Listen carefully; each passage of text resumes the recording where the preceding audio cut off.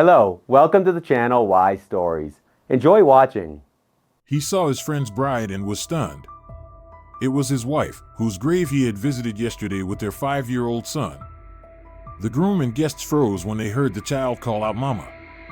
The sea whispered its eternal secrets as Raul Mendoza stepped out of the taxi in front of La Perla, a restaurant whose snow-white columns and glass facades seemed to float above the shoreline. Little Mateo, holding his father's hand, gazed enchantedly at the stained glass windows shimmering in the sun and the mermaid fountain from which turquoise water flowed. "Dad, are mermaids real?" Mateo tugged at Raul's jacket sleeve, which felt unusually tight and formal. Definitely in fairy tales, Raul smiled, crouching down before his son and adjusting his little bow tie. "Remember what we talked about? Today is a special day for Uncle Alejandro." "Is he rescuing a princess today?" the boy asked seriously, remembering the fairy tales his father read to him before bed. In a way, Raul chuckled, standing up and squeezing the small hand in his. Almost 4 years had passed since he left this city, taking his young son away, leaving behind the grave of his beloved, the mother of his child. The Argentine soil greeted him today with languid summer heat and the scent of blooming jacarandas, stirring memories like sea salt in a fresh wound. The restaurant's hall breathed coolness and luxury. Marble floors reflected sparkling chandeliers, and through the panoramic windows, one could see the endless sea, where white sails of yachts could be distinguished on the horizon. Raul involuntarily ran his hand over the lapel of his jacket, the best in his modest wardrobe, but still inappropriately simple amidst this splendor. "Raul! Amigo mio!" The exclamation in 2 languages cut through the hum of muted conversations, and a tall man with an open smile strode toward them across the hall. His dark hair was slicked back, and sparks of joy danced in his bright blue eyes. Alejandro Garcia, dressed in a snow-white groom's suit, spread his arms, and Raul involuntarily yielded to this impulse, allowing himself to be embraced. Alejandro smelled of expensive perfume and a particular optimism unique to him. "I can't believe you actually came." Alejandro stepped back, squeezing Raul's shoulders as if checking his reality. "And this must be the famous Mateo?" The boy shyly pressed against his father's leg, but curiosity won over, and he looked up at the stranger whose accent sounded so unusual. "Hello," he said quietly. "Your words are funny." Alejandro laughed, crouching down before the boy. "That's because I'm from a country where people speak differently. Look what I have." He took a small silvered metal ship from his pocket. "This is for you." A real Catalan ship, like the pirates had. Mateo's eyes lit up, but he looked questioningly at his father. He immediately grabbed the toy and began examining its tiny details. "Everyone asks who my best friend from Argentina is," Alejandro continued, straightening up and patting Raul on the shoulder. "And I answer, the man who pulled me from the raging sea and saved my worthless Spanish life." A waiter carried a tray of champagne past them, and Alejandro deftly grabbed 2 glasses, offering one to Raul. "To your return, my friend. I knew you couldn't hide in your backwater forever." "I wouldn't put it that way." Raul accepted the glass but didn't sip. "Our little town is beautiful, and Mateo is happy there. Perhaps you'll change your mind?" Alejandro leaned closer. "My new Spanish-Argentine project. You could use the money for your restoration workshop." "No. Having you on the artifact conservation team." "Not today, Alejandro," Raul gently interrupted him. The Spaniard nodded understandingly and immediately changed the subject, animated, unbridled happy. "You must meet my bride. Such a beauty, Raul. And smart as a whip. An Argentine soul with Spanish charm, the perfect combination. Her father is a major businessman. We've been collaborating for the last 3 years. Though her character," he smiled conspiratorially, "is like the Mediterranean Sea in a storm. But perhaps that's exactly what captivated me." Mateo continued playing with the little ship, paying no attention to the adults' conversation. "When is the ceremony?" asked Raul. "Very soon. The procession should arrive any minute." Alejandro looked at his elegant watch. "Oh, I need to check something in the kitchen." I'll be right back. Oh, and here's her father. Raul turned following Alejandro's gesture and froze. A tall gray-haired man with an imperious face and cold gray eyes was walking toward them across the hall. The years had barely changed Javier Rodriguez Ortega, only adding silver to his hair and perhaps even more hardness to the line of his mouth. Javier Rodriguez hadn't yet noticed Raul, discussing something with the event coordinator. Next to him walked an elegant woman whom Raul remembered as Maria Luisa, Isabel's mother. "Señor Rodriguez," called Alejandro.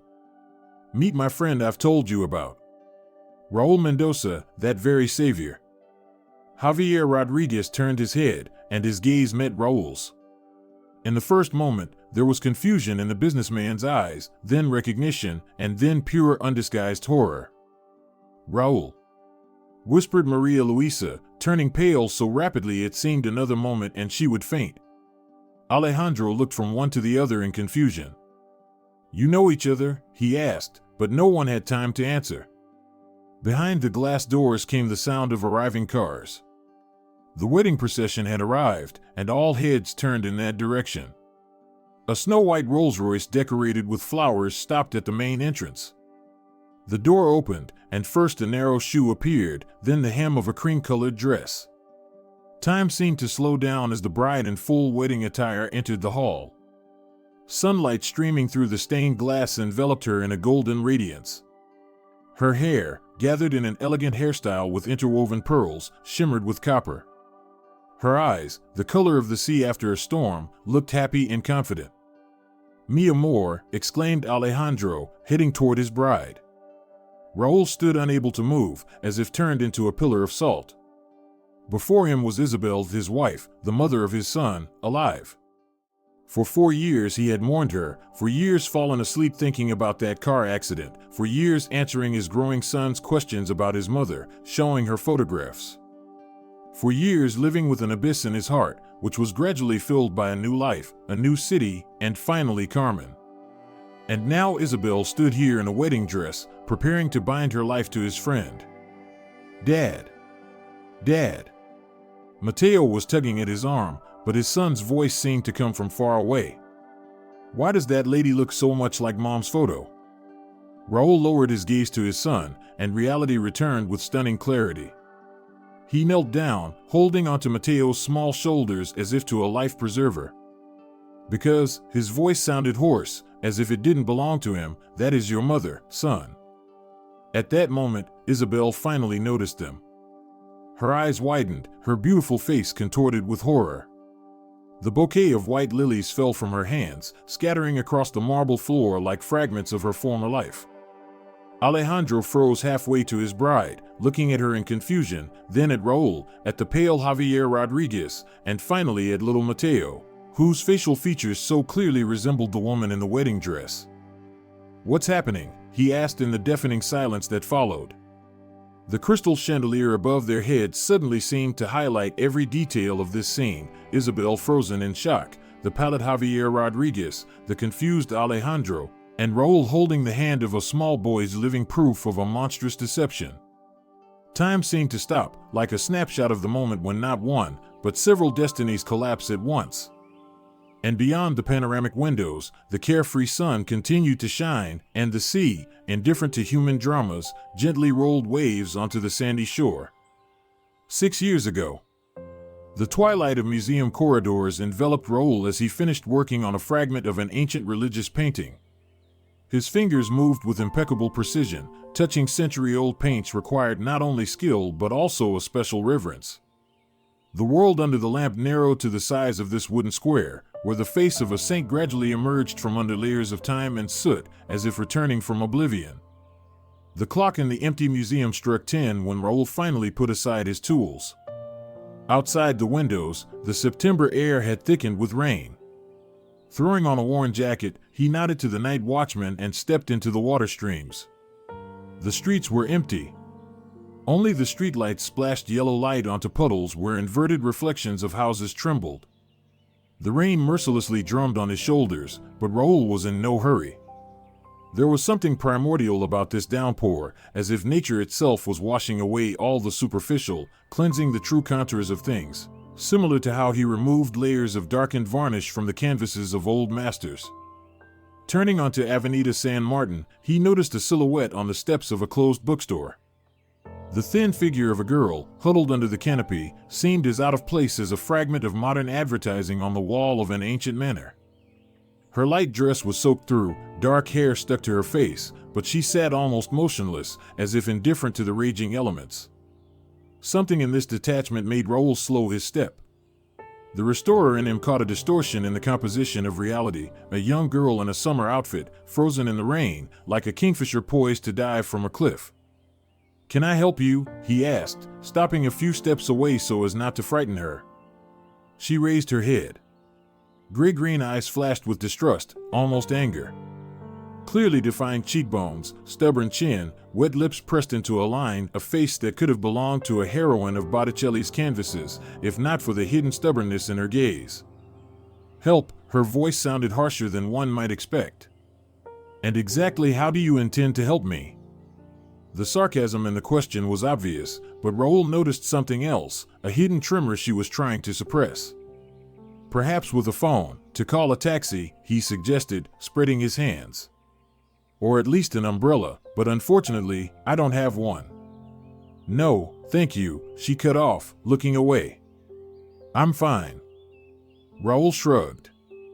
After all, someone else's life is like an ancient artifact. Don't touch without invitation, you might disrupt the delicate balance of preservation. "As you wish. Good luck." He continued on his way, feeling water filling his shoes. The sound of his steps drowned in the rustle of the downpour when behind him came the splash of hurried steps. "Wait," the girl caught up with him, clutching her shoulders in a useless attempt to keep warm. "I'm sorry, I was rude. It's been a terrible day." Now that she stood next to him, Raoul noticed the blue on her lips and hands reddened from the cold. "It happens," he nodded. "Raoul." "Isabel," she extended a cold palm. "Isabel Rodriguez." The handshake was brief. Her hand was icy. The rain intensified, turning the conversation into a struggle against the noise of water. "Maybe you should call someone after all?" Raoul took out his phone. "Parents, friends?" Isabel smiled grimly. "That's the problem, I don't remember any numbers. My phone is with my friend, my wallet too. We had a fight at a party, I stormed out in the heat of the moment, and the rain started when I was already 3 blocks away. I tried to go back, but there was no one there anymore." Her teeth were chattering, and her explanation sounded jumbled, like a prepared answer that both interlocutors are trying to believe in. "Not my business," Raoul told himself. "The problems of strange girls shouldn't concern me. Early rise tomorrow, complex work with the frescoes in the chapel." But the cold wind strengthened, and Isabel involuntarily pressed her hands to her chest in an instinctive gesture of protection from the elements. The soaked fabric of her dress emphasized the fragility of her silhouette. At that moment, she reminded him of a nymph figure from an ancient vase, graceful, defenseless, as if torn from her familiar world. Should he trust a stranger with a suspicious story? What if it was some scheme, a trap? The voice of reason persistently warned. Raoul knew well that in the world of restoration, even the slightest carelessness could ruin a priceless work of art. And in life, probably, the same principle applies. But there was something genuine in the way she tried to maintain dignity, standing in the pouring rain with blue lips and eyes burning with embarrassment. "My apartment is a 10-minute walk away," he heard his own voice. "You can dry off, and then we'll decide what to do next." Isabel looked at him with a long, steadying gaze, as if making complex risk calculations in her mind. "You're not a maniac, are you?" she suddenly asked, and a surprising spark of humor flashed in her eyes. "Just a restorer," he showed hands with ingrained stains of special solvents and pigments. "The worst I can do is tell you the history of hundreds of exhibits from our museum." "To death," he added with a slight smile.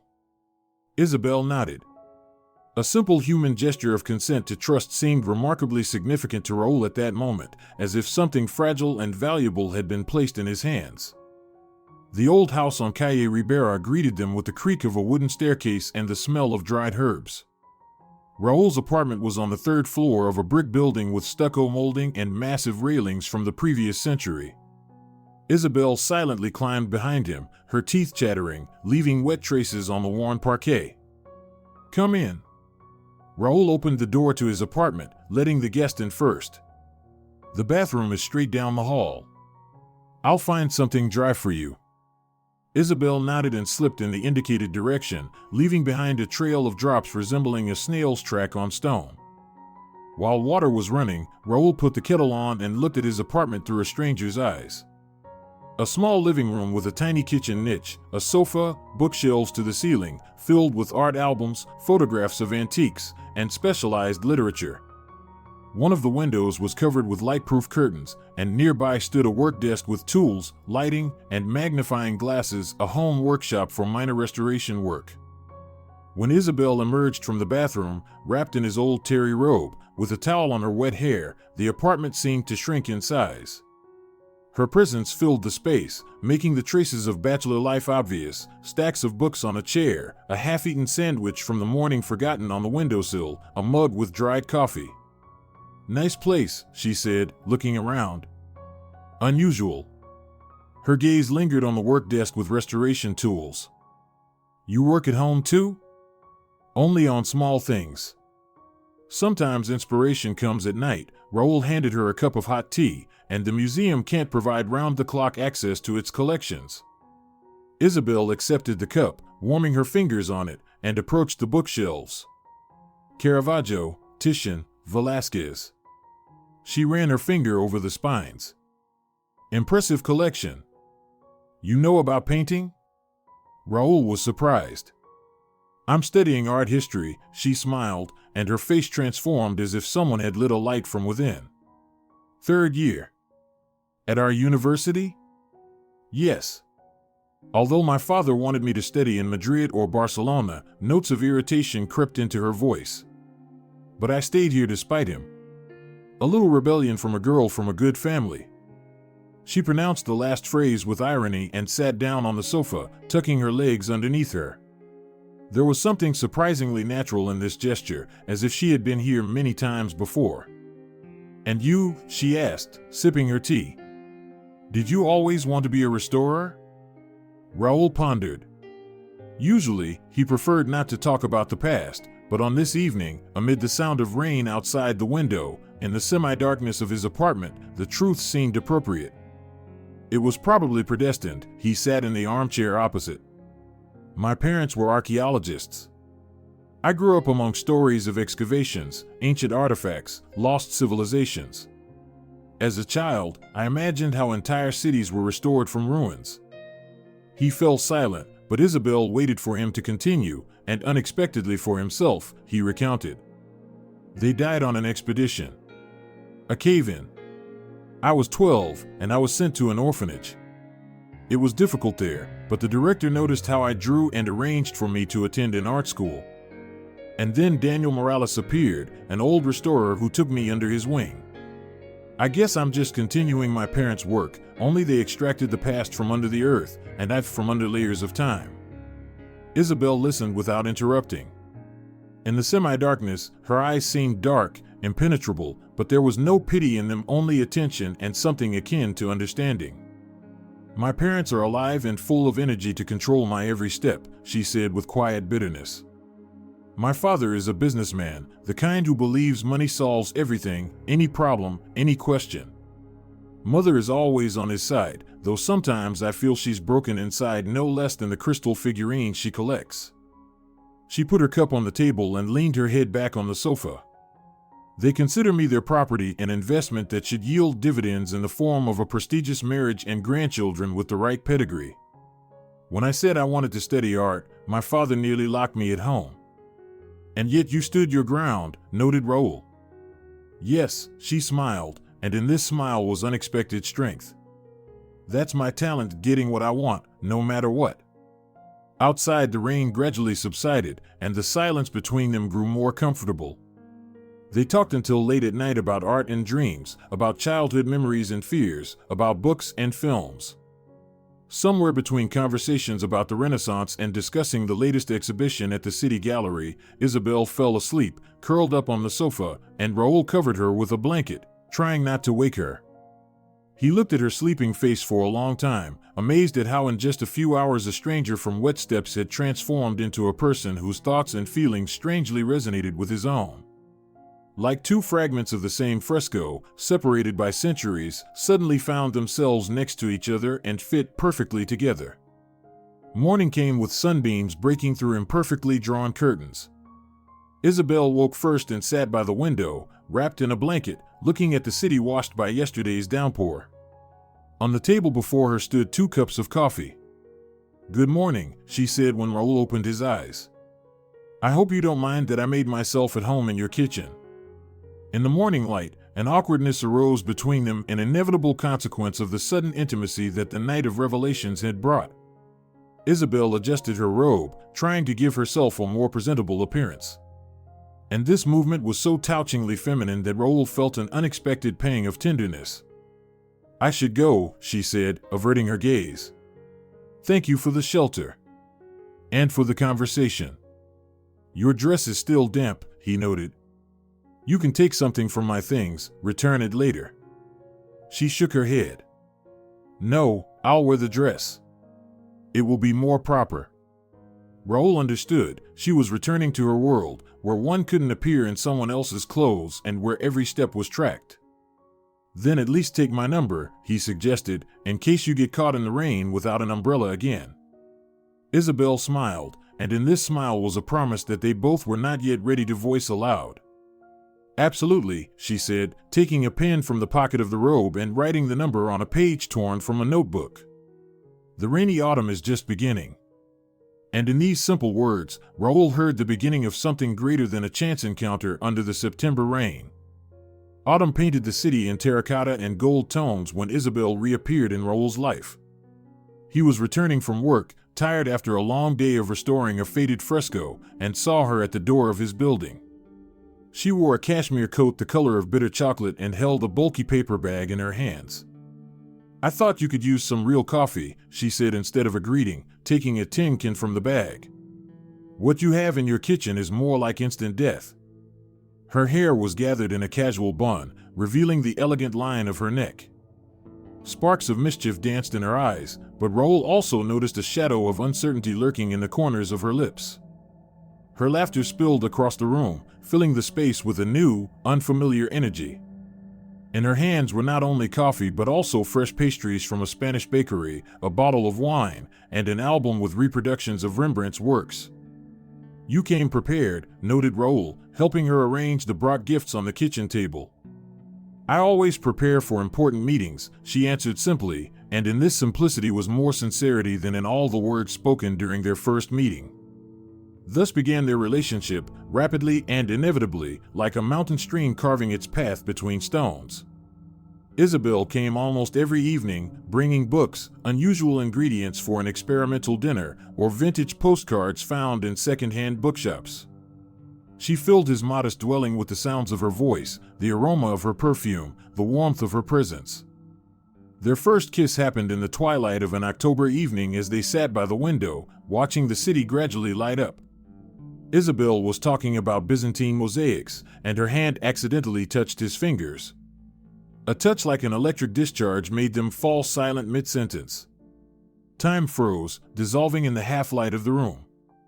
Their lips met hesitantly, as if asking permission, and then with the desperate determination of explorers stepping beyond the edge of the known world.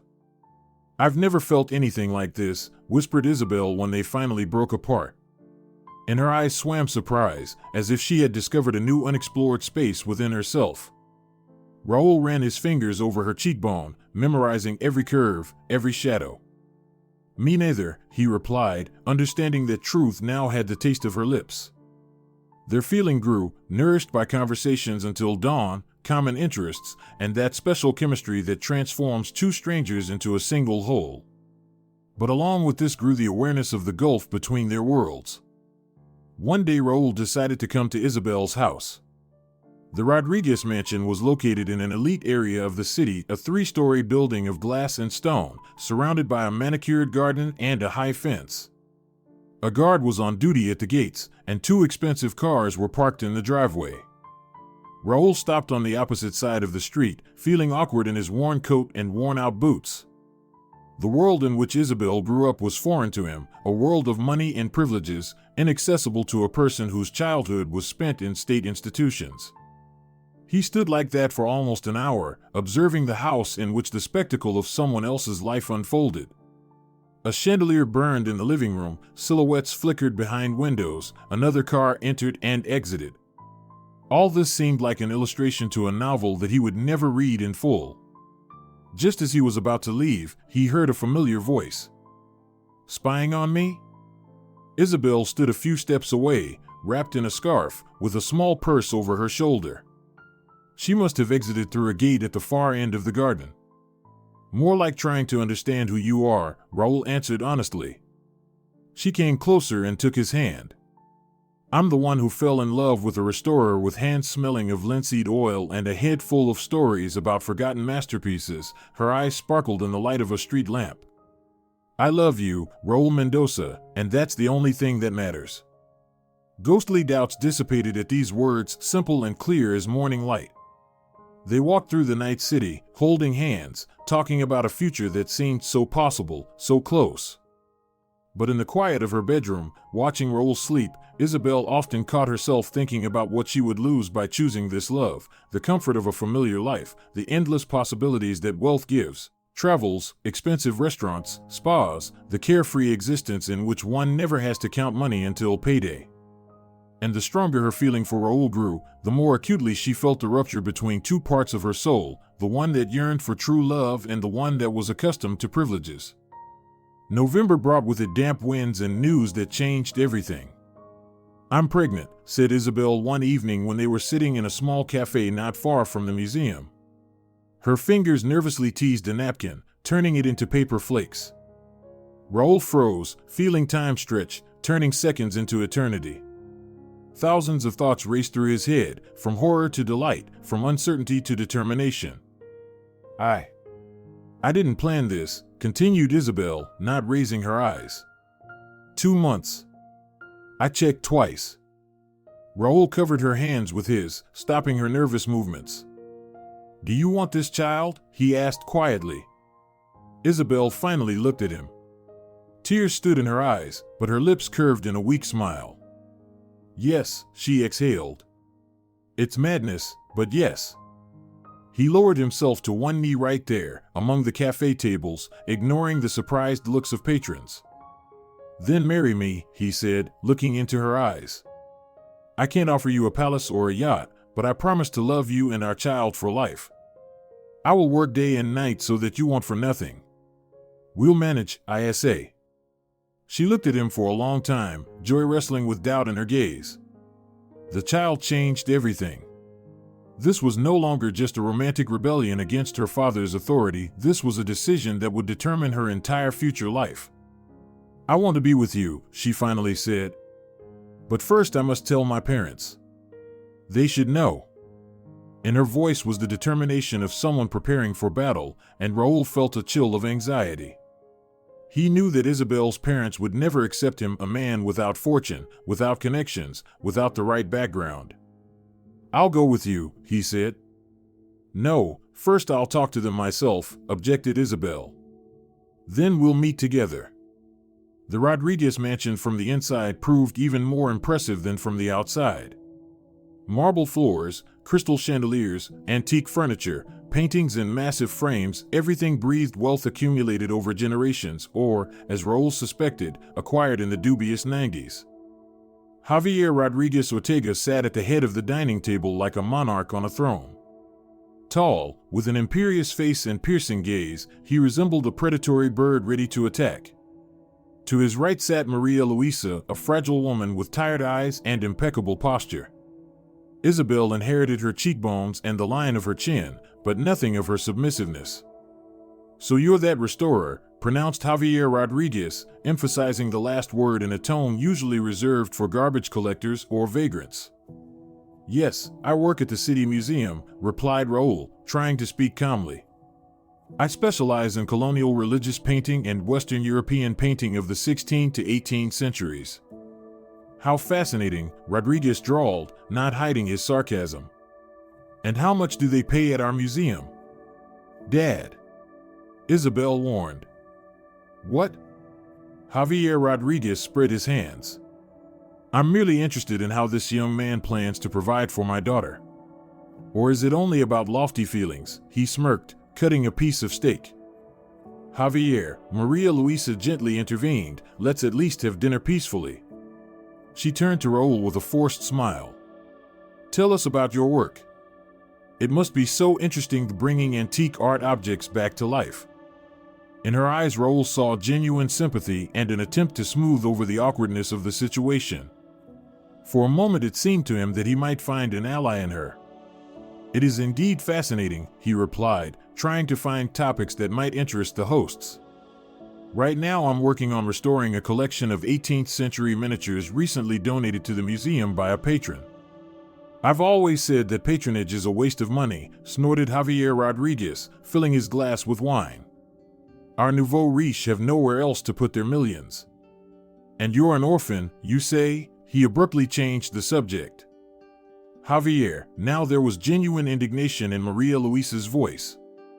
What's wrong? Rodriguez shrugged. If this young man is going to become part of our family, I have the right to know his lineage. Raul felt color flood his face but restrained himself. Yes, my parents died when I was 12. They were archaeologists. Archaeologists. Javier Rodriguez drew out. Digging in the dirt, I suppose. And lived where? In dormitories? In an apartment, Raul answered briefly. In the same hovel where you take my daughter. Now Rodriguez was looking at Isabel. Yes, darling, I'm aware of your escapades. Isabel gripped her fork so tightly that her knuckles turned white. I love him, Dad, she said defiantly. And I don't care where he lives or who his parents were. Love. Javier Rodriguez scoffed contemptuously. Of course.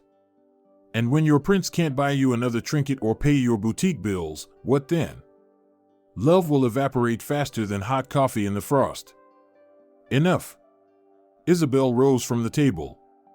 I didn't come here to listen to insults. Raul and I love each other, and we will be together, whether you like it or not. Isabelita, Maria Luisa began pleadingly, Dad is just concerned about your future. Perhaps you could get to know each other better? There's no need to rush into serious decisions. The thing is, Mom, Isabel took a deep breath, we're going to have a child. The silence that followed these words was so dense it seemed you could touch it with your hand. Maria Luisa turned pale, while Javier Rodriguez's face, on the contrary, flushed with blood. What did you say? He hissed. I'm pregnant, Isabel pronounced clearly and loudly. Raul and I are getting married, and we're having a baby. Javier Rodriguez slowly rose, leaning on the table with heavy hands. There will be no wedding, he said quietly, and this quietness was more frightening than any shout. There are clinics that solve such problems. I'll arrange an appointment for tomorrow. And you? He looked at Raul as if he were an insect. You will disappear from my daughter's life. Immediately. Isabel laughed a bitter, almost hysterical laugh. You don't understand anything, Dad. I'm not asking for your permission. I'm simply informing you. Javier Rodriguez brought his fist down on the table with a crash, making the crystal glasses jump. If you marry this nobody, you can forget about your inheritance. About the apartment, the accounts, the shops, your carefree life. Everything you have belongs to me, and I will not allow some vagabond to get his hands on the fortune I've built all my life. Everything I have? Isabel repeated, with cold, sharp notes appearing in her voice that Raul had never heard before. And what do I have, Dad? A golden cage?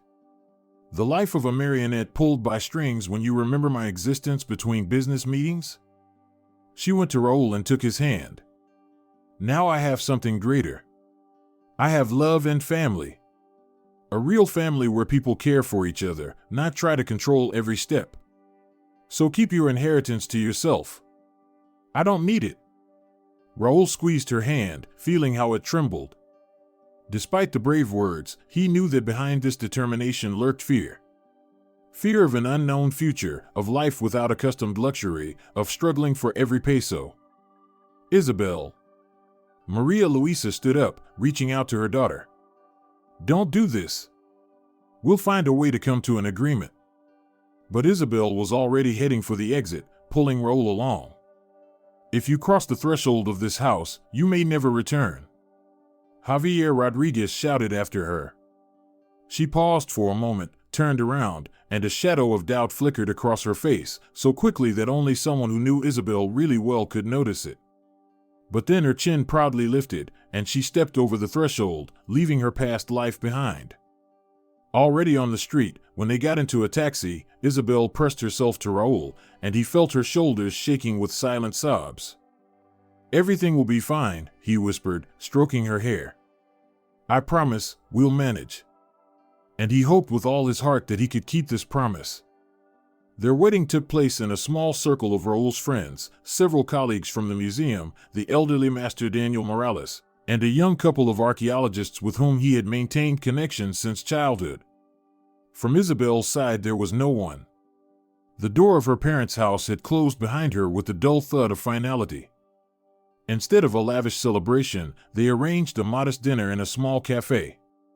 Isabel wore a simple white dress, bought the day before in an ordinary shop, but the smile on her face shone brighter than any diamonds. At the moment when she said yes, her eyes glowed with such unshakable certainty that Raul believed they really could build happiness, just the two of them, relying only on love and mutual support. Looking at Dolly? Isabel leaned over his shoulder. In Raul's hands was a fine brush with which he was restoring a fragment of a painting by a little-known artist who imitated the Spanish master. Yes, it's complex work with texture. Someone unsuccessfully cleaned the canvas a few years ago. Raul rubbed his tired eyes. The clock hands showed well past midnight. December snow was falling outside the window of their small apartment. 3 months of their marriage had passed in a routine that was becoming increasingly tense. Isabel took academic leave from the university. The pregnancy was difficult. Raul took on any additional work, trying to save money before the birth of the child. The schedule became exhausting, main work at the museum, then private commissions, which he fulfilled at night in his improvised home workshop. Isabel sat down on a chair next to him, stroking her already noticeably rounded belly. I warmed up dinner, she said quietly. Will you eat? There was a certain fracture in her voice that Raul, immersed in work, did not notice or did not want to notice, because there was no strength left for frank conversations. In half an hour, he replied, not looking up from the painting. Need to finish with this fragment. Isabel silently watched him for several seconds, then got up and went to the bedroom. The plate with cooling food remained on the table as a silent reproach. At night she increasingly cried, thinking her husband couldn't hear. But Raul heard. He just didn't know what to say or how to comfort her, for he was doing everything he could, working to exhaustion, saving on everything, even replacing his professional brushes with cheaper analogs. And it still wasn't enough for her. Or perhaps the issue was something else. Mateo was born on a sunny May morning. His first cry filled the maternity ward with something new, sincere, uniting their small family. Raul held the tiny bundle in his arms, looking at the wrinkled face with a snub nose, and felt his heart breaking into pieces and then coming back together, but now containing another life. He's beautiful, he whispered, bending over the exhausted but happy Isabel. Thank you. At that moment it seemed they had found each other again. The first weeks after the birth of their son were filled with shared concerns, sleepless nights, and the quiet joy of new parents. Raul learned to change diapers and prepare formula. Isabel blossomed in motherhood, showing tenderness and care that he hadn't noticed in her before. But as Mateo grew, shadows again gathered in their home. Money flowed away at a frightening speed: children's clothes, a stroller, toys, medicines, all this devoured the meager family budget. The apartment, which seemed like a cozy nest at the beginning, now felt like a cage, especially for Isabel, accustomed to the spaciousness of her parents' mansion. "I can't sit within these four walls anymore," she said one day when Mateo was 6 months old. "I'm going crazy from this routine, formula, diapers, laundry, cleaning. This is not life." "And what did you expect?" Raul asked tiredly. "We have a small child and limited means. This is temporary." "Temporary?" Isabel laughed bitterly. "Do you really think we'll ever get out of this poverty? You dig in your paintings for pennies while I'm turning into a pale shadow of myself." In her words was the bitterness of disappointment not only in him but in her own choice. She looked at her hands with skin cracked from constant dishwashing and seemed not to recognize them. Where was that girl who loved antique shops and opera, talked about Caravaggio, and dreamed of travels? Dissolved in the endless monotony of everyday life, disappeared between laundry and cooking. Raul felt guilty for not being able to provide her with the life she was accustomed to. But at the same time, irritation grew in him, as if he had deceived her, though he had always been honest about his capabilities. They argued more and more often, first in whispers so as not to wake Mateo, then louder, and afterward fell silent, each in their internal emigration. Isabel stopped sharing her thoughts with him. She no longer told him about books she read, didn't show sketches she sometimes drew when Mateo was asleep. She was there physically, but her inner world increasingly closed to him, like a museum after closing, only shadows and empty halls and silent exhibits. And he, immersed in work and care for his son, did not immediately notice how she was slipping away, just as he did not notice when she began secretly meeting with her mother. "Mom just wants to see her grandson," said Isabel, packing a bag with baby things. "We'll meet in the park, walk a bit." Raul helped her put Mateo in a warm snowsuit. The boy was almost a year old. He was trying to walk, holding onto furniture, or pronouncing his first words. "Give her my regards," said Raul without much enthusiasm. Maria Luisa had never shown initiative to get to know her son-in-law better. These meetings became regular. Isabel returned from them animated, with color in her cheeks, as if having breathed fresh air. She brought Mateo toys and clothes from his grandmother, which looked too expensive. Once Isabel returned with gold earrings that had long been with her mother since her youth. Raul pretended to believe. On the day Mateo turned 1 year old, an unexpected call came. Raul picked up the phone and heard a voice he didn't expect. "Good afternoon, Raul Adriano," Javier Rodriguez pronounced in an official tone. "I believe today is my grandson's birthday." Raul silently nodded, then, coming to his senses, replied, "Yes.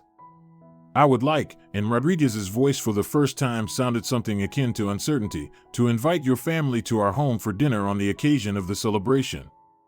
This meeting was awkward but became the first step toward reconciliation. Javier Rodriguez maintained restraint but carefully observed his grandson, who confidently crawled across the carpet in the living room. Maria Luisa did not hide her joy, finally having the opportunity to openly communicate with her daughter and grandson. "Mateo is so much like you as a child," she told Isabel, stroking the boy's dark curls. Gradually the ice began to thaw. Javier Rodriguez offered help, at first small for his grandson, then increasingly substantial. And one evening he made a proposal that changed everything. "Why should you crowd in your apartment when there's so much space in our house?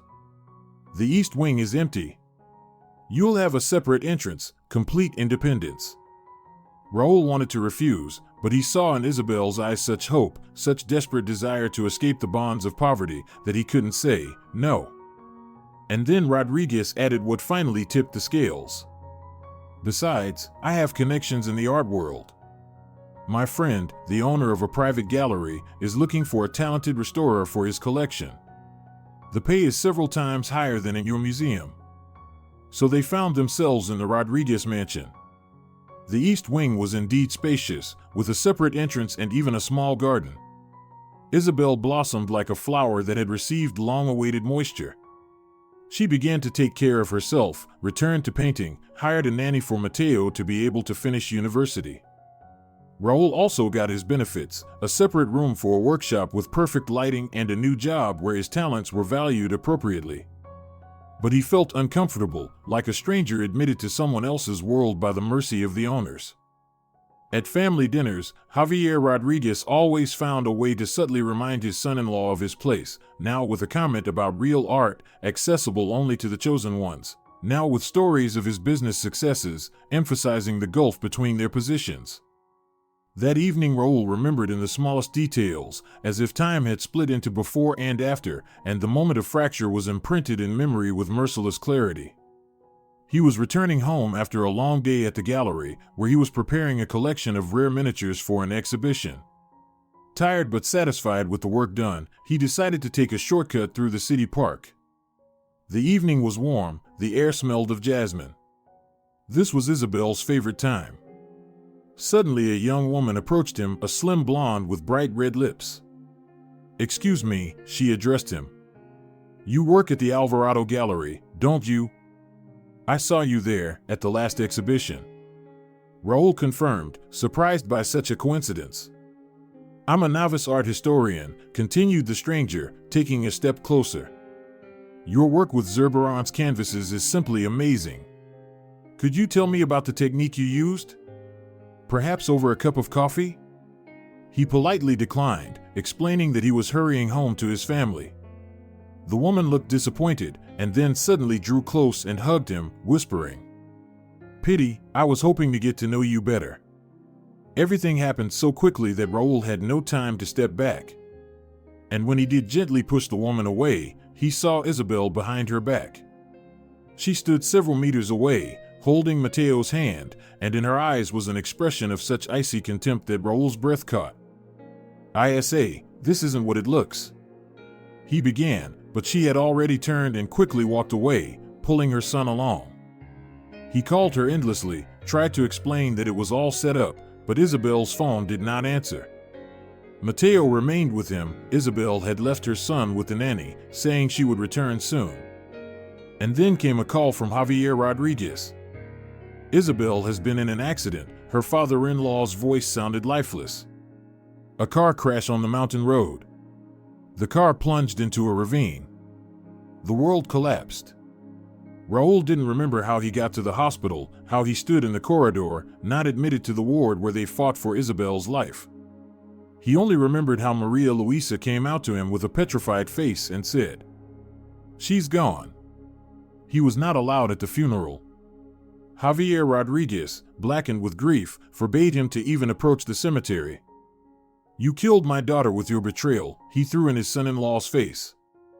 Only a week later, at night, could Raul come to the fresh grave. He stood in the rain, not feeling the cold, and couldn't believe that under this mound of earth lay the woman he loved more than life, the mother of his son, his Isabel. Couldn't believe that their last conversation was a misunderstanding, that she left thinking he had betrayed her. The day after his secret visit to the cemetery, Javier Rodriguez knocked on the door of his workshop. "Take the boy and leave," continued Javier Rodriguez. "I won't interfere, but I don't want to see you in this city. Ever." So Raul found himself with little Mateo in his arms, without money, without work, without a future.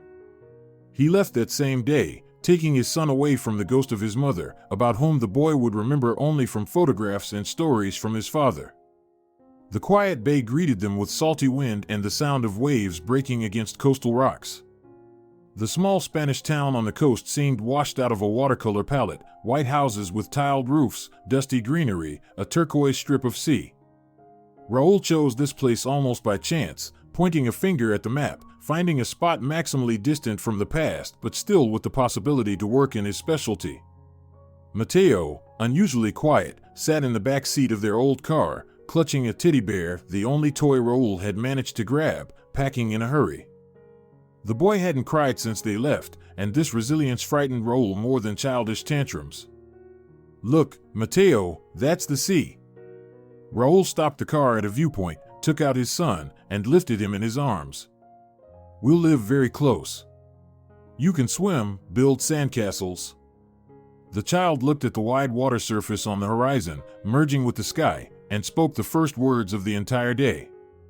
"Is Mom there?" Raul's heart contracted. He didn't know how to explain death to a 2-year-old boy, how to say that Mom is gone, that she will never return. "Mom is far away," he answered, holding his son tighter. "But she will always love you." This was both truth and lie at the same time. Only Raul didn't know then in which part he was mistaken. They rented a small house on the outskirts of town.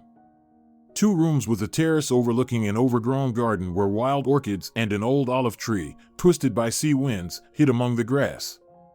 In the mornings, they were awakened by the cry of seagulls and the rustle of waves. In the evenings, when Mateo fell asleep, Raul would go out to the terrace, look at the stars, and allow himself a few minutes of quiet grief.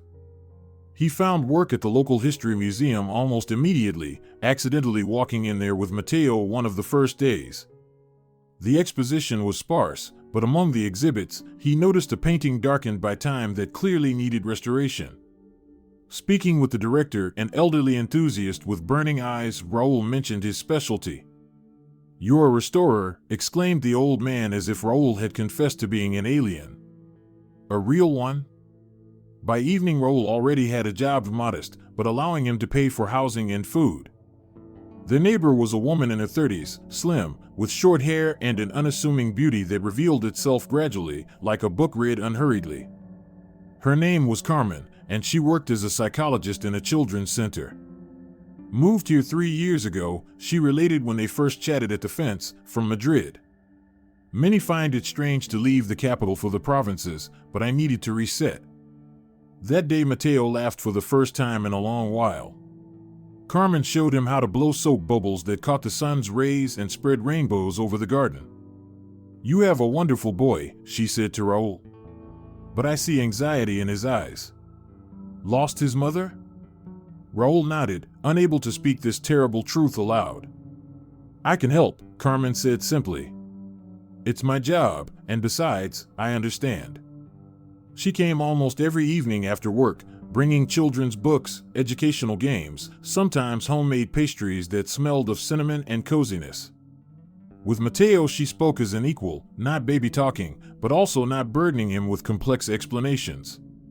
She invented a ritual. Every evening they drew what they felt during the day and discussed these drawings. Mateo drew his mother, always in a white dress, always smiling. But gradually other figures appeared in his drawings: Dad, the sea, new friends from kindergarten, and one day Carmen, holding his hand. "He's adapting," she told Raul. "But he'll need time to accept the loss."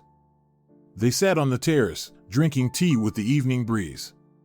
Mateo was already asleep, lulled by a fairy tale Carmen read to him. "Thank you," said Raul. "I don't know how we would have managed without you." "You would have managed," she smiled weakly. "It would just have been harder. You have a special connection with your son."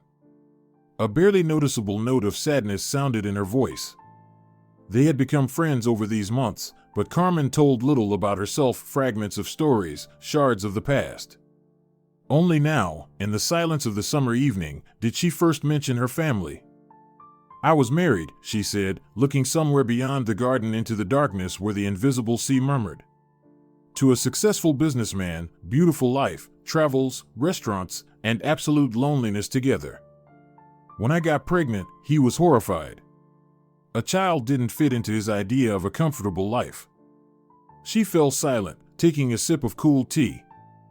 "In the 7th month, I went into premature labor. A girl. She lived only a few hours. The doctor said it was due to stress. My husband didn't even come to the hospital. He was in important negotiations. I filed for divorce from the intensive care unit and then fled here to lick my wounds and learn to live anew." Raul was silent, stunned by her frankness and how much her story echoed his own: loss, betrayal, the necessity to start everything from a clean slate. "Sometimes it seems to me that there are too many lonely people with broken hearts in this world," he finally said, "like fragments of a mirror that can't come together into a whole." "Or they can," Carmen quietly objected, "but it becomes a different picture." That night he did not think of Isabel before sleep for the first time. In spring, Raoul was offered to join an archaeological expedition investigating an ancient settlement on Seagull Cape, an hour's drive from the city. He was invited as a restorer. Artifacts requiring immediate conservation had been discovered. Of course, Carmen supported him when he shared his doubts. Mateo can stay with me for a few days. We get along perfectly. That's what they decided. Mateo already fully trusted Carmen and even looked forward to the upcoming adventure, as he called it. The expedition consisted of a dozen archaeologists from different countries. The ancient settlement had generated international interest. There, Raoul first heard about a Spanish historian who was to join them in a couple of days, a specialist in trade connections of ancient Mediterranean cultures. Alejandro Garcia appeared on the third day of Raoul's work, fit, tanned, with an eternal smile and energetic gesticulation that made his words particularly expressive. He proved to be an enthusiast of his field, could talk for hours about routes of ancient seafarers and exchange processes between different cultures. Can you imagine, they sailed along these very shores 3,000 years ago, he said in the evening by the fire, waving his hands like a conductor. In boats that we would now consider suicide. What courage! Raoul listened with interest. The passion for history was in his blood from his archaeologist parents, whose expeditions he remembered only in fragments of childhood memories. They worked well together. Raoul restored found ceramics, Alejandro studied the ornaments and made conclusions about their origin and cultural affiliation. Two specialists complementing each other like parts of one mechanism. The weather changed suddenly, as happens on the Mediterranean coast. The morning was sunny, but by noon the sky was covered with leaden clouds. Wind rose, making the tents flap like sails. The expedition leader announced an emergency evacuation. Everyone knew how fierce storms could be here. We need to make it before it fully intensifies, he said, organizing the loading of equipment. Otherwise, we won't get through on the coastal road. In the rush, Raoul didn't immediately notice Alejandro's absence. He remembered only in the car, when they were already leaving the camp. "Where's Garcia?" he asked a colleague who sat next to him. "I think he already left with the first group," answered the other uncertainly. But an inner voice told Raoul this wasn't so. He remembered the morning conversation. Alejandro wanted to examine caves on the distant cape, hoping to find traces of an ancient cult there. "Stop," shouted Raoul to the driver. "I have to check." They tried to dissuade him. The storm was intensifying with each minute. Dark waves with white crests were already spilling over coastal rocks. But he insisted. Jumping out of the car, he promised to quickly check the cape and catch up with them on the way back. The wind nearly knocked him off his feet, and rain lashed his face as Raoul ran along the shore to the caves. The path, which in the morning took 15 minutes of leisurely walking, now turned into a battle with the elements. He didn't see Alejandro right away. The Spaniard was coming out of the cave, loaded with a tablet and camera, when a huge wave covered the rocky ledge. Alejandro slipped, fell, and the next wave dragged him into the sea. Without thinking, Raoul threw himself after him. Cold burned his body when he dived into the raging water. Salty foam clogged his eyes and nose, waves rolled him like a chip, but he stubbornly swam toward the dark figure wrestling with the current. Alejandro had already exhausted his strength when Raoul reached him. Together, helping each other, they barely made it to shore, not where Alejandro had fallen, but further, where coastal rocks formed a small bay, protected from the strongest waves. "Gracias, thank you," wheezed Alejandro when they collapsed onto the shingle, breathing heavily. "I thought it was my end." They spent the whole night in a tiny cave grotto, wet, frozen, but alive.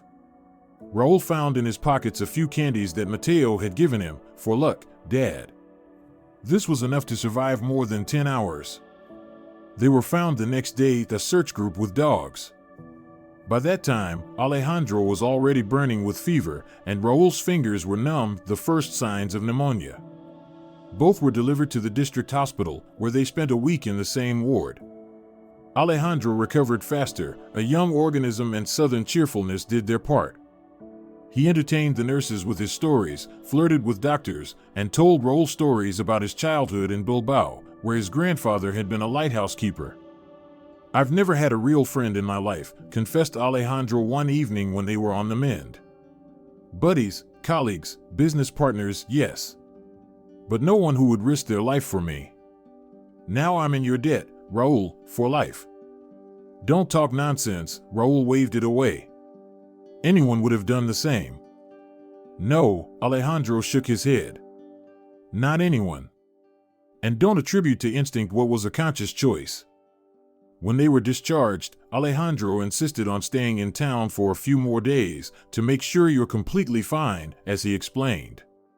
He met Mateo and Carmen, took them all to the best restaurant in town, modest by capital standards but with excellent cuisine, brought toys for the boy and wine for the adults. On the last evening before his departure, they sat on the terrace of Raul's house. Mateo was already asleep, lulled by a new fairy tale. Carmen had gone to her place, leaving the men alone. You know, amigo mio, Alejandro thoughtfully said, looking at the stars, I want to tell you something. I'm in love. Raul smiled. I hope not with our local nurse Dolores. No, though she is charming, laughed Alejandro. With a girl from Argentina. Her father is my business partner. We've been collaborating for several years. She's smart, beautiful, a bit mysterious. I asked for her hand, and she agreed. Congratulations. Raul said sincerely. When's the wedding? In a month. Alejandro turned to him, and in the light of the lantern, his eyes shone with sincerity. And I really want you to come. You and Mateo. It will be in your hometown, at the restaurant La Perla. Do you know it? Raul inwardly flinched. He remembered this place, a luxurious establishment by the sea, where Isabel's parents often dined. So will you come? Alejandro insisted. It means a lot to me. The man who saved my life should be beside me on my happiest day. Raul was silent, sorting through options for refusal in his head, but Alejandro looked so sincere, so boyishly enthusiastic that refusing him seemed like betrayal. I'm not sure I can, he finally answered. Mateo, work. And now he stands with his son in the restaurant La Perla, where silence rang like a taut string, ready to snap at the slightest touch. Time froze in the crystal chandelier, scattering into rainbow fragments across the marble floor, where moments ago the bride's bouquet had scattered. Mateo tightly squeezed his father's hand. His child's heart intuitively sensed the storm hanging in the air. Mom, repeated the boy, tasting the word like an unknown fruit. Dad, is that really my mom? Isabel stood like a statue in her cream dress, unable to step either forward or backward. Her face, a minute ago shining with a bride's happiness, now expressed such primal horror that it seemed she was looking into the face of death itself. Alejandro looked from her to Raul, from Raul to Mateo, trying to connect fragments of a puzzle that just wouldn't come together in his mind. What does this mean? His voice cut through the silence, returning time to its usual course. Isabel, Raul, do you know each other? Javier Rodriguez, coming to his senses, stepped forward first, trying to take control of the situation. Alejandro, let's discuss this in a private setting, without outsiders. Outsiders, and the Spaniard's voice rang metal. This man saved my life, and you call him an outsider? I want to know the truth. Right now. Isabel finally came to herself and raised her chin, a gesture familiar to Raul, meaning she had made a decision. The truth, her voice sounded unexpectedly firm. The truth is that this man is my ex-husband, the father of my child, whom I left. Left? Alejandro pronounced this word as if it burned his tongue. You said you had never been married, that you had no children. I lied, Isabel answered simply, looking directly at her fiancé, as she had lied all this time. Her calmness was more frightening than any hysteria. Raul felt Mateo pressing against his leg, and in this childish gesture was more understanding of the situation than any words could express. But how? Alejandro turned to Raul. You said your wife died. I thought so, Raul answered quietly. I was told she perished in a car accident. All gazes turned to Javier Rodriguez. He stood straight as a sentry on duty, But confusion roiled in his eyes, the confusion of a man in control who had suddenly lost that control. "Yes, I staged her death," he finally pronounced. "To protect my daughter from destructive relationships, to return her to her family, where she belongs." "You staged a person's death?" Alejandro recoiled. "And made a father and child believe their wife and mother was dead? This is a crime." "It was care," objected Javier Rodriguez. "My daughter deserved better than vegetating in poverty with a man unable to provide her with a decent life." "Don't speak like that." Maria Luisa suddenly intervened. Her usually quiet voice strengthened. "Don't shift responsibility. Isabel wasn't kidnapped. She herself decided to leave, herself agreed to the deception. We're all guilty in this." Isabel stood with her eyes lowered, not objecting to her mother. Her silence was more eloquent than any words. "Is this true?" Alejandro turned to his bride. "You voluntarily left your child, making him believe you were dead?" "You don't understand." Now desperation, not confidence, sounded in Isabel's voice. "I was suffocating in that life. Eternal poverty, strange hands stained with paints, a small apartment where there's no room for myself. I wanted more. I deserved more." "And what about your son?" Alejandro asked quietly. "He also deserved more than a lie about his mother's death." Isabel looked at Mateo, and something like remorse flickered in her gaze, but only for a moment, replaced by her usual firmness. "I left him with a father who loved him more than life. He wanted for nothing. Except a mother." Raul's voice sounded unexpected even to himself. "Except the truth." He looked at the woman he had once loved to self-forgetfulness and for the first time in a long time saw her real, not the one who lived in his memories. Idealized by the sufferings of loss, before him stood a beautiful but empty inside woman, for whom external glitter always meant more than genuine depth of feeling. "You never loved me," he said, "and this was not a question. It was all a game of protest, an attempt to spite your father." Isabel met his gaze. "I thought I loved for some time, but then realized I was mistaken. I needed something more than love in exchange for deprivation. I wanted to live, not survive. And you decided it was better to be dead to us than to just leave." Raul shook his head. "You could have simply said you no longer loved. Could have left openly, leaving us at least our dignity. Father said it would be better for everyone." Childlike intonations crept into her voice, reminding that behind this whole story stood not only her choice but also the years-long influence of an authoritarian father. Mateo, all this time attentively listening to the adults' conversation, suddenly let go of his father's hand and took a step forward. His little face was serious, like that of an old man who had seen too much for his years. "Are you my real mom?" he asked directly, looking up at Isabel. "The one in the photograph at Dad's?" Isabel knelt down, becoming level with the boy, and reached out her hands to him. "Yes, dear, it's me. And I've missed you so much." But Mateo didn't move from his spot. "If you're my mom, why didn't you live with us?" And his childish voice sounded such adult wisdom that many of those present felt their hearts squeeze. "Carmen says that real moms are always nearby, even when it's difficult for them." Isabel confusedly lowered her hands. She didn't know how to answer the child's simple question. "Sometimes adults make mistakes," she began. "You didn't want to be my mom?" Mateo continued with merciless childish directness. "I wanted to, but..." "Then why weren't you?" Isabel stood up, her face distorted with pain, real, not feigned. "Because I was weak," she finally answered. "Because I was afraid, and I did what was easier for me, not what was right for you." And this confession sounded the first note of truth.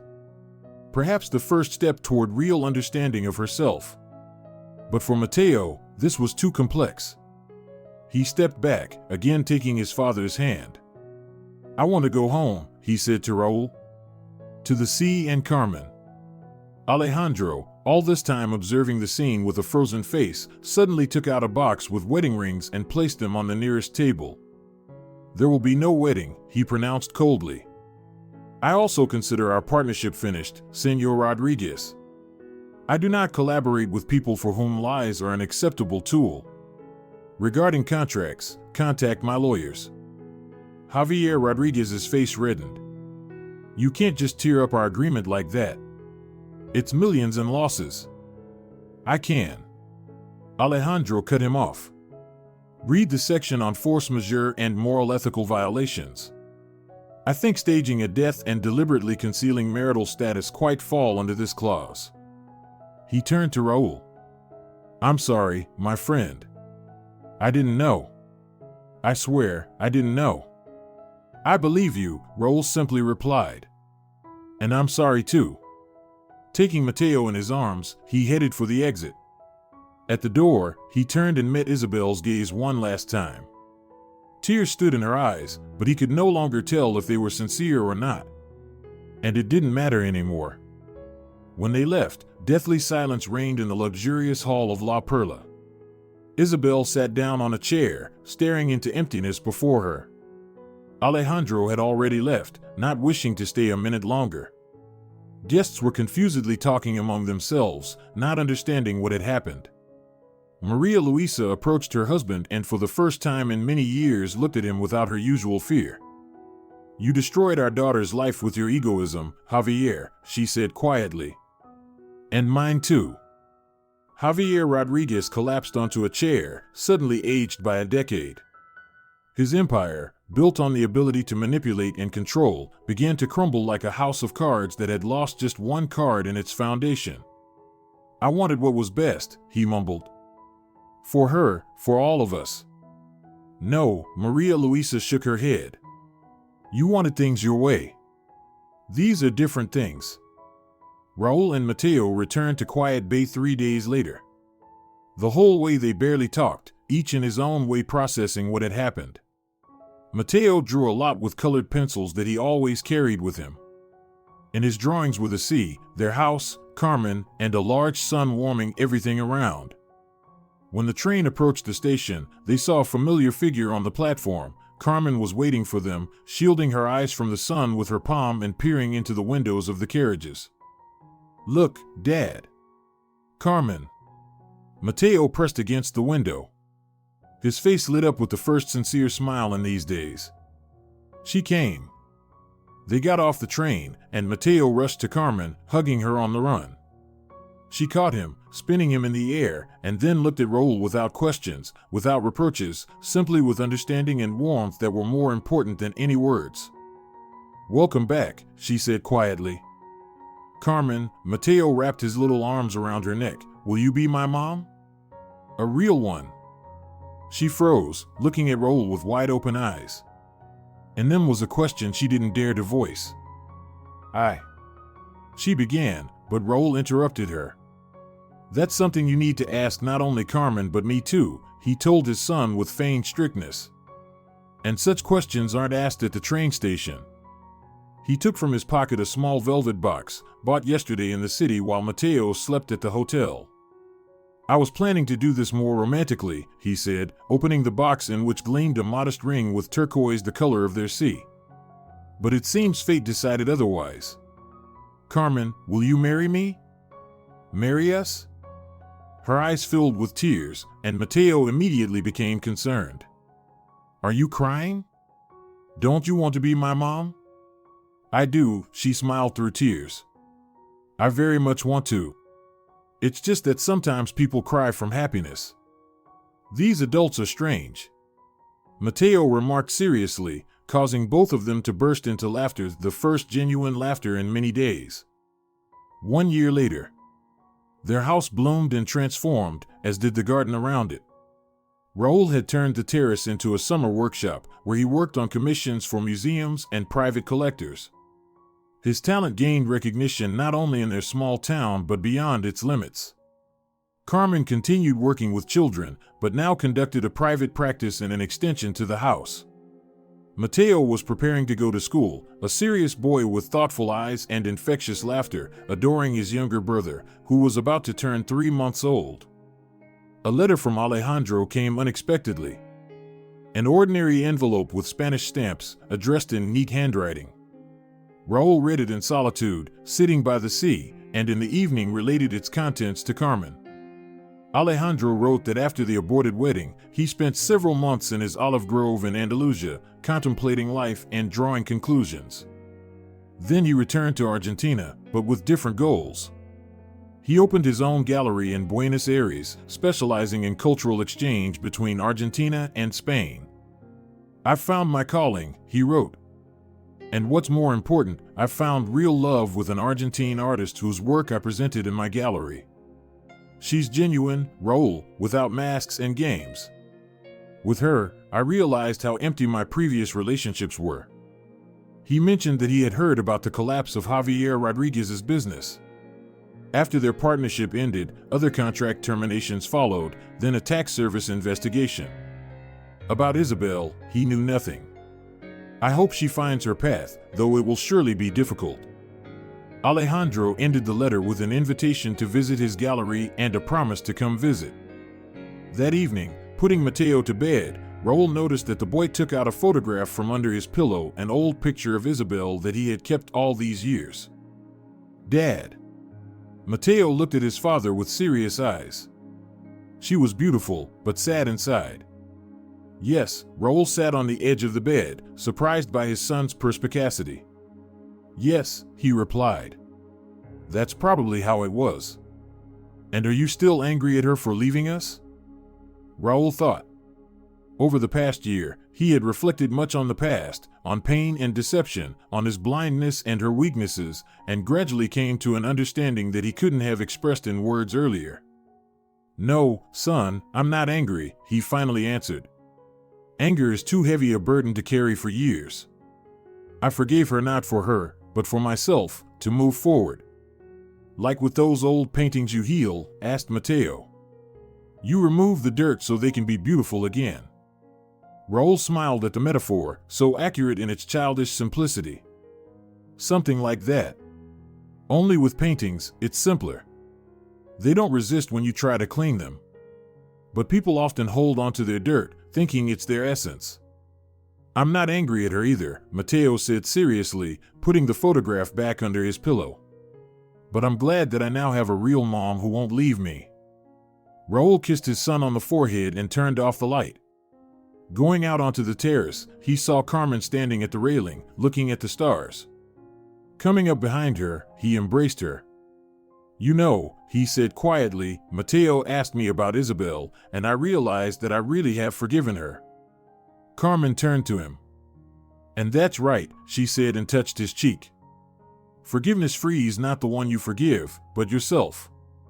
They stood embracing under the starry sky, listening to the whisper of waves and the quiet breathing of their sleeping sons through the open window.